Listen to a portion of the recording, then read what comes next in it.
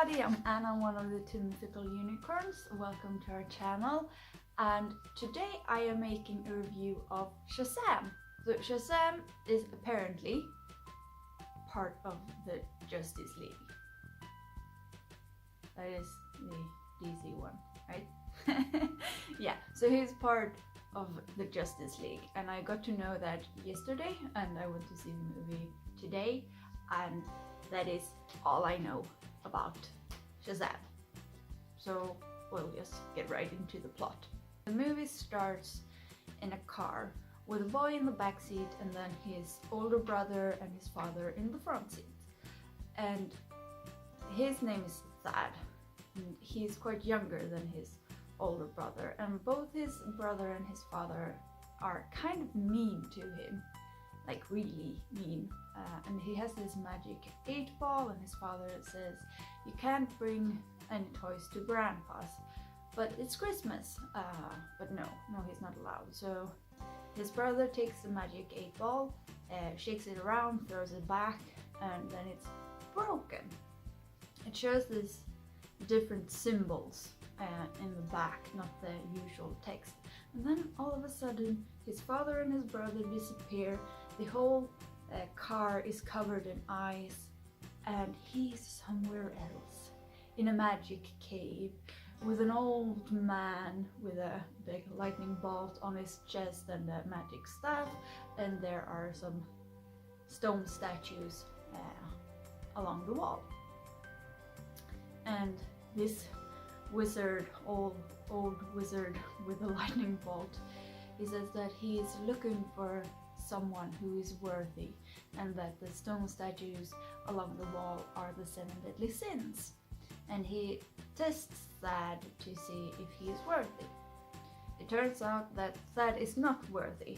He is lured in by the 7 deadly sins, and he is sent back to the car with his father and his older brother with words that he is not worthy and he will never be, which is really a touchy subject to Thad, because that is what his father says all the time. So now to modern day, in Philadelphia, there is this boy called Billy, and Billy is in the foster system, and he's looking for his mother. So it starts off with him tricking some cops and trapping them so that he can get into their police computer that they have in the car to look up an address and then try to find his mom. It doesn't go very well, and he's caught, and he's then brought to a new foster home that is in Philadelphia, because he wasn't there before. He was in another state, and the foster family he ends up in, both of the parents were foster kids, and now they're trying to help foster kids that are still in the system. So there are 5 children already there.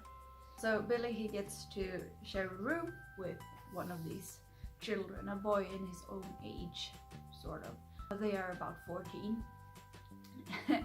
And they come in the room, and the foster mom, she says, "Don't say anything weird now." And he goes off saying, "Did you know that the Romans brushed their teeth with their own urine? Apparently it worked." And Bill is like, yeah, that's not weird at all. Good first impression. But anyways, he's kind of mad because he's gone through all the list of the Baxtons, because he's trying to find his mom, and her last name was Baxton, and now there are no more Baxtons. So he's kind of upset and mad, but the foster family is trying to take him in, especially his younger sister, the youngest one in the family, Darla, I think she's called, and she just hugs him and tries to be a good sister and tries to help him fit in, even at school. And then these things happen. He gets into a fight protecting his brother, the one with a crutch that I can't remember the name of, and then he takes off running, and he's in the subway, and these weird symbols are starting to flash, and then everyone disappears. Things start to freeze over, and he ends up in this magic place. Okay, so meanwhile, Thad has grown up. He has become a doctor, and he's in this project that is led by another scientist, psychologist, I think she is, about other people who has experienced this, that they were taken to this magic cave and they saw the statues and they weren't worthy. And he's trying to collect all the information he can because he wants to go back. And then finally he manages to go back, and he takes this magic demon ball. All the seven sins are awakening and they all fit within him. So it's a little later that Billy comes there, and this wizard, he says, "You're my only hope, you have to protect the world, take my staff, and then say my name." So he says, "Shazam," and then he grows old, not old, maybe like 28, 30, and is this grown man with superpowers. So now we have the supervillain and the superhero, and things start to take off. That is the plot. How age appropriate it is. If you've seen the trailer, you have seen that it's quite happy, there are a lot of jokes, it's quite funny, and I think that the recommended age here is 7. I would not recommend 7-year-olds to see this. There was this young boy and his mom in the theater that actually had to leave. When Thad finds his way back to the magic room, there are symbols on this door, and the psychologist touches the door and she just melts, turns into ash, goes black, and just falls into a pile on the floor. And there are a few other things, like for a DC movie, this is way happier. There are a lot of jokes. It's a really good balance between the happiness and the intense, bit sadder moments. So it's a great movie, but I don't think 7-year-olds, maybe 13 is appropriate. You do what you want with that information, that is just my opinion. But yeah, you should be aware that it's not all that happy that it is in the trailer. It's a really good movie. Like I said, it's a good balance between the happy and the darker, intense moments.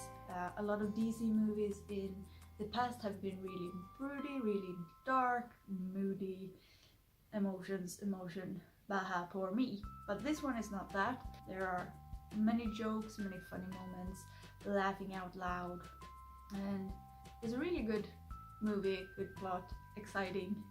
Yes. So let's get into the spoilers. There is one scene in the movie that I found absolutely hilarious.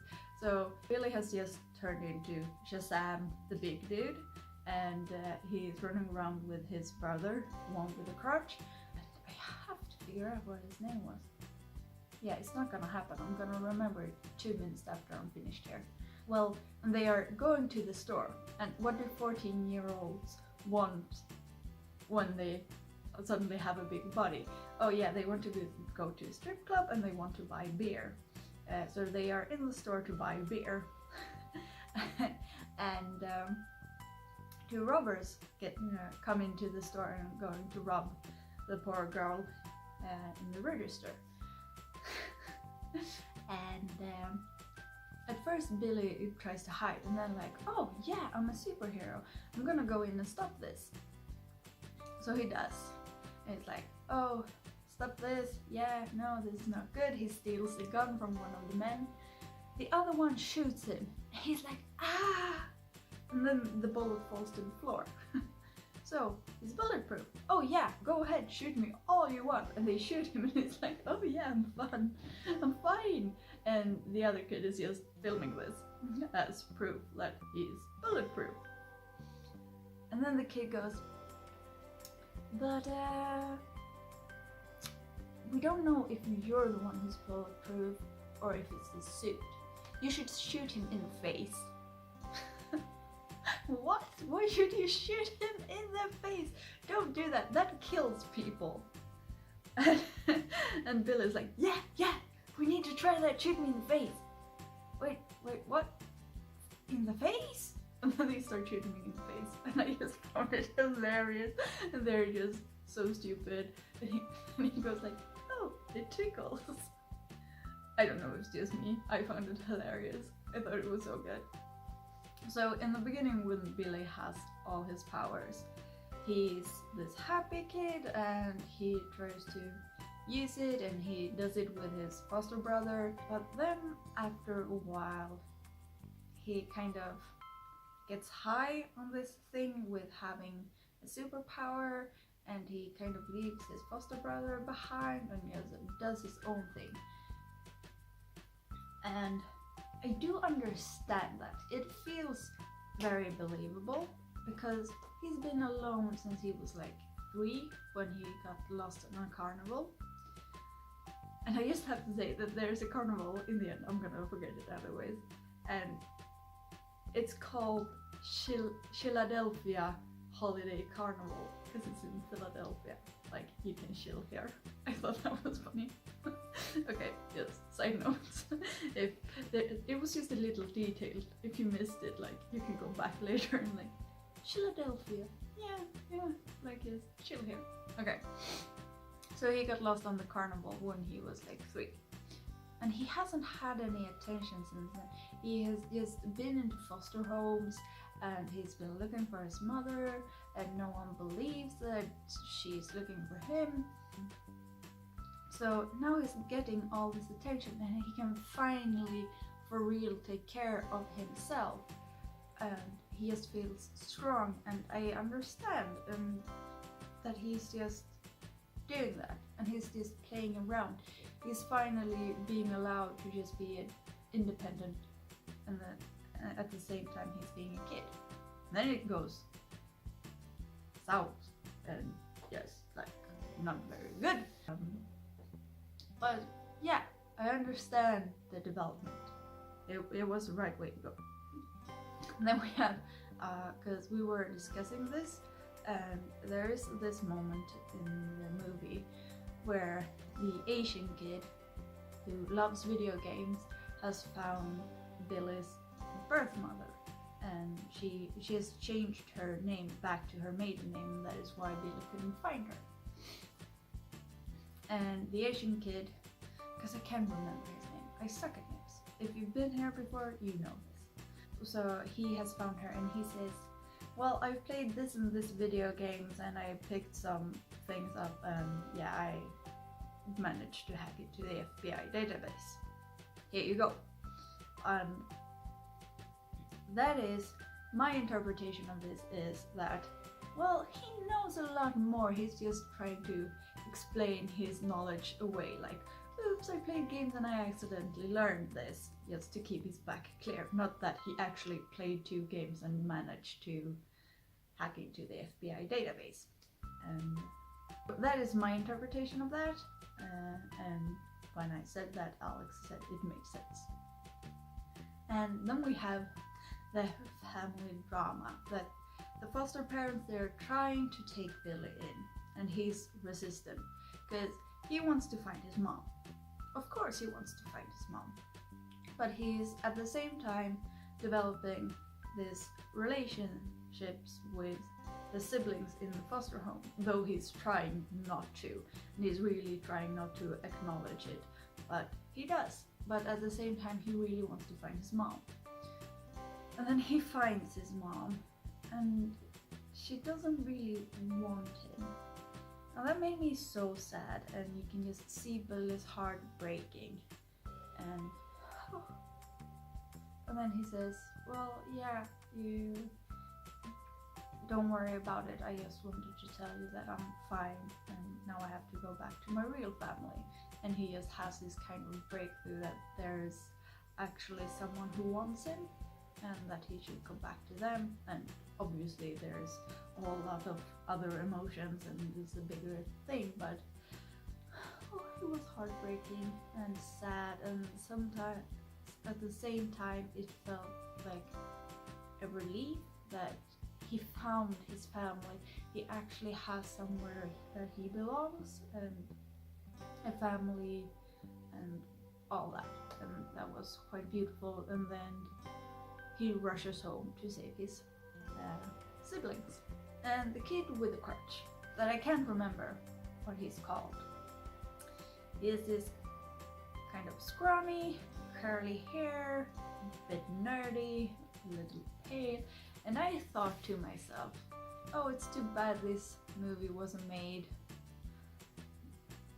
very long ago, because then that kid would have been Adam Brody. He just reminded me of Adam Brody, and I like Adam Brody. And then later in the movie, nearer at the end, all the siblings take the staff and they say Shazam. And Shazam, there's Adam Brody playing the grown-up version of the kid and the superhero version of the kid. And I just went mentally, quietly in my mind, yes, there he is. I don't know why, it just felt very, very satisfying to me. Yes, I was right. Adam Brody did belong here. He does, yes! Obviously I did not say this out loud, because you shouldn't talk in movies and just be quiet and let everyone enjoy the movie. But internally, it felt like a victory. I have no idea why. I'm a weirdo. And the siblings, they turn Shazam. Because the other thrones, they are empty, and Billy, he realizes that if he opens his heart, then the other thrones can be filled. So he takes his siblings to heart and he lets them become superheroes as well. And then at the end, Billy has been mean. He abandoned his brother in the cafeteria and he didn't show up as the superhero that he was supposed to be to save him from the witch that he later got. So then he comes into the cafeteria and he is this big red superhero, and all the foster siblings are there and a surprise, and all the other kids think it's really cool. He feels like, oh yeah, this is great, thank you so much, oh yeah. And then Billy says, well, I have a surprise for you. And then Superman walks in. And the foster brother is like, oh my god, this day of my life, because he's a nerd and he really looks up to the superheroes, and I just found that hilarious, very satisfying, and it made me so happy. Lastly, we have the after credits scene with the villain in jail, scribbling on the wall. He's isolated because the baddest villains are always isolated in some cell and just scribbling on the walls, kind of turned crazy. And then there comes this little, almost reminds me of, like, is it in A Bug's Life? You know, the green thingy with a lot of legs.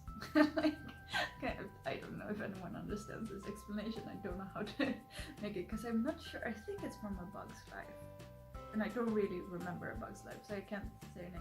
But there's this green, almost caterpillar thingy with a lot of legs, and he's like, woo. I'm not making any sense, alright, but it reminds me of that. This green, like this tall, sitting on the little ledge, talking to him and saying that, oh, together we will conquer the 7 walls or something. So yeah, something big is happening, something big is coming, and I'm quite excited about that. Yes, I am. And that was it. That was all I had about Shazam. I hope I made enough sense that this is somewhat, yeah, understandable. So if you like this video, please give it a thumbs up. If you want to see more, please subscribe, and until next time, bye!